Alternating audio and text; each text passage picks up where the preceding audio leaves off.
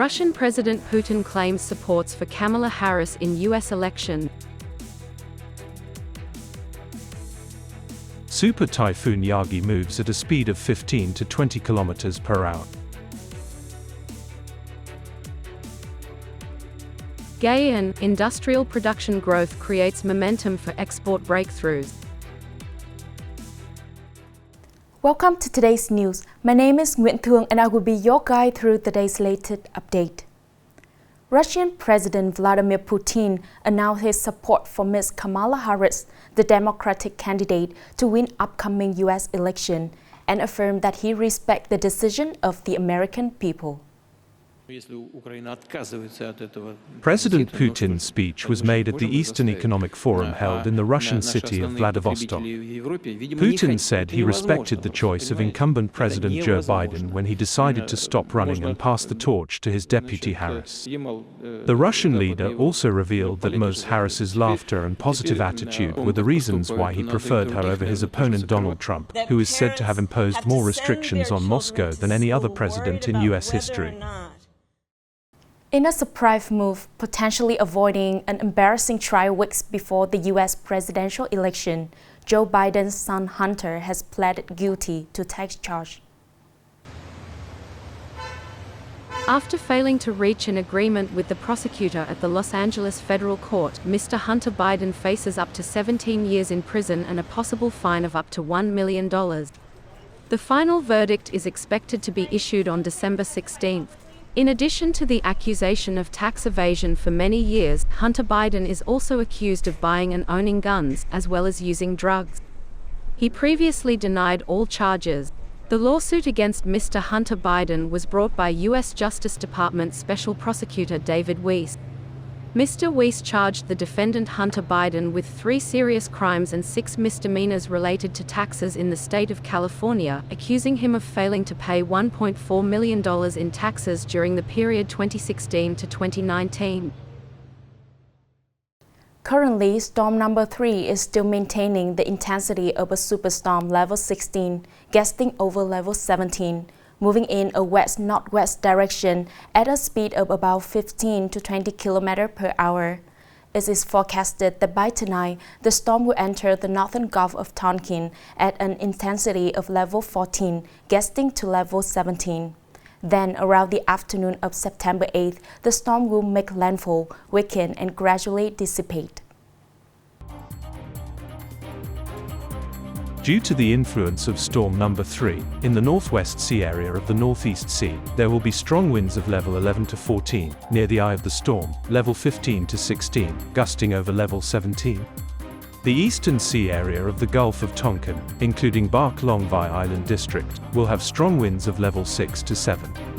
From tonight, in the Gulf of Tonkin, including Bark-Longvi Island District, County 2, the winds will gradually increase to level 8 to 9, then increase to level 10 to 11, near the eye of the storm, level 12 to 14, gusting to level 17, the sea will be rough.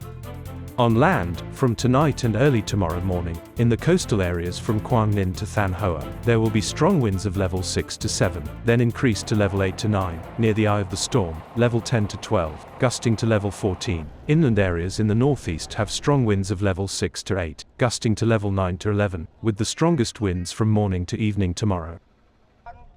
Coming up next are some updated news. On September 6, the Department of Industry and Trade coordinated with relevant agencies and units to organize a meeting with investors who are interested in the Nguyen Lap LNG thermal power project to announce and provide information related to the project. The Nguyen Lap LNG fuel power project in Hoang Mai Town, Nghệ An province with a capacity of 1,500 megawatt is one of the important power source projects to be put into commercial operation before 2030. The project has a total investment of about more than $2 billion United States dollars.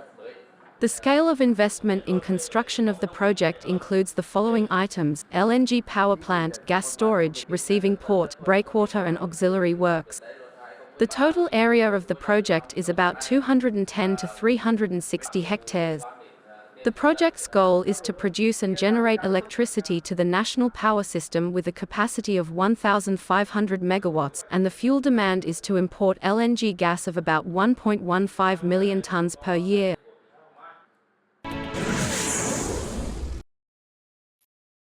Deputy Prime Minister Tran Hong Ha has just signed a document requesting relevant ministries, branches and localities to deploy key tasks to complete 3,000 kilometers of expressway by the end of 2025.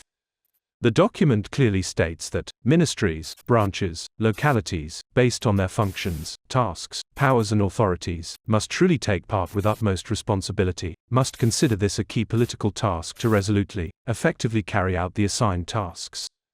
Regularly inspect, urge and remove difficulties and obstacles, especially for site clearance, relocation of technical infrastructure, construction of resettlement areas, supply of construction materials, for projects.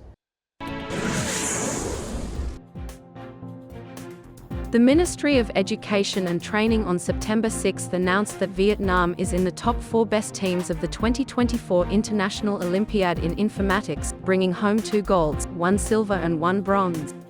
These 4 students are from the High School for the Gifted of the Hanoi University of Science under the Vietnam National University, Hanoi. The gold medals were awarded to Pham Cong Min and Hoang Xuan Bac. Nguyen Hu Tuan claimed a silver while Pham Ngoc Trung took a bronze. The 36th International Olympiad in Informatics took place in Alexandria, Egypt from September 1 to 6.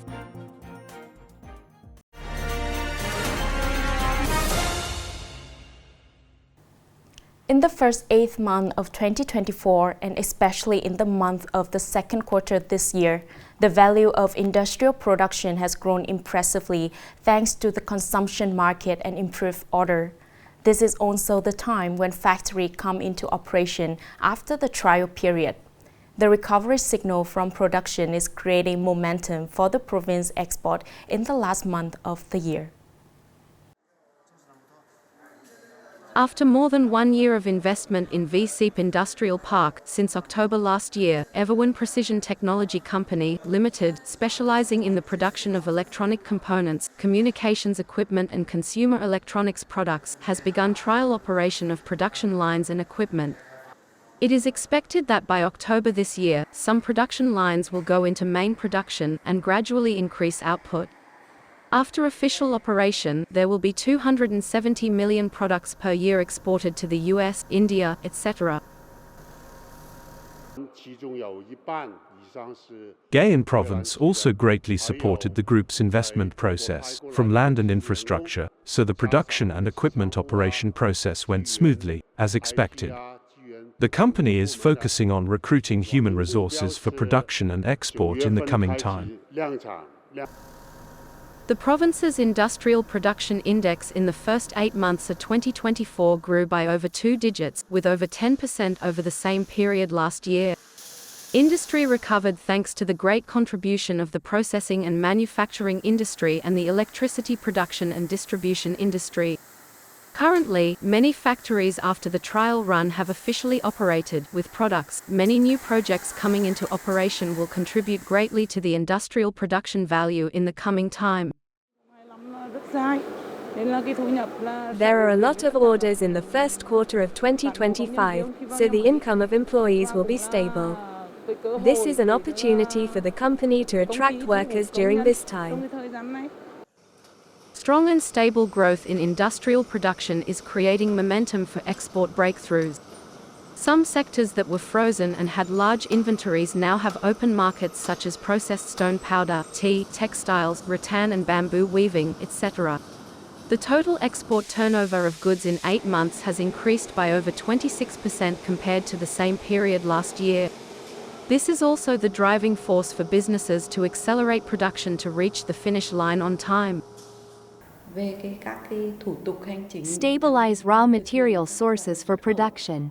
Raw material sources include imported raw materials as well as local raw materials for businesses to connect and search for markets. Support units with administrative procedures in carrying out export activities as well as finding customers.